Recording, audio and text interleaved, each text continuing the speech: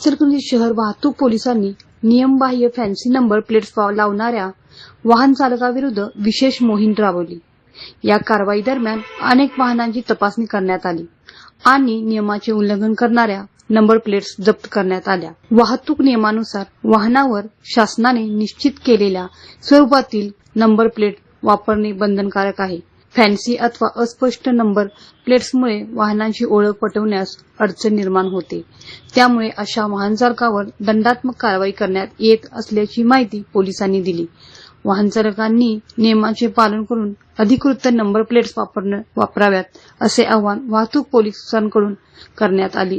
माननीय पोलीस अधीक्षक श्री निलोत्पल साहेब यांच्या सूचनेवरून तसेच अप्पर पोलीस अधीक्षक अण्णासाहेब जाधव व उपविभागीय पोलीस अधिकारी विक्रांत गायकवाड साहेब यांच्या मार्गदर्शनाखाली शहरामधील अपघातांची संख्या कमी करण्याच्या दृष्टीने आम्ही विविध अशा कारवाई करत आहे। त्याचाच भाग म्हणून फॅन्सी नंबर प्लेट विरोधात आम्ही एक मोहीम आयोजित केली होती। त्या अनुषंगाने आमच्या नेतृत्वाखाली शहर वाहतूक शाखा इचलकरंजी यांच्याकडून 19/8/2026 ते 20/8/2026 या कालावधीमध्ये एकूण 54 वाहनांवर कारवाई करण्यात आलेली आहे।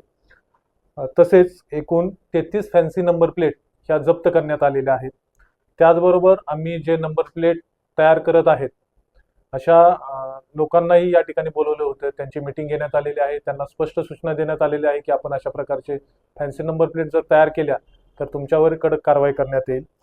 वाहन चालकांना आव्हान आहे की आपण फॅन्सी नंबर प्लेटचा वापर करू नये। शासनाने ज्या निर्धारित केलेल्या ज्या नंबर प्लेट्स आहेत त्याचा वापर करण्यात यावा।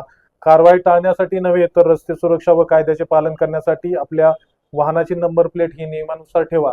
याबाबत शहर वाहतूक शाखा इचलकरंजी यांच्याकडून आवाहन करण्यात येत आहे। त्याचबरोबर आम्ही लहान मुले जे आहेत त्यांच्याकडून वाहन चालवणे असल्याबाबत आमच्याकडे वारंवार तक्रारी आलेल्या आहेत।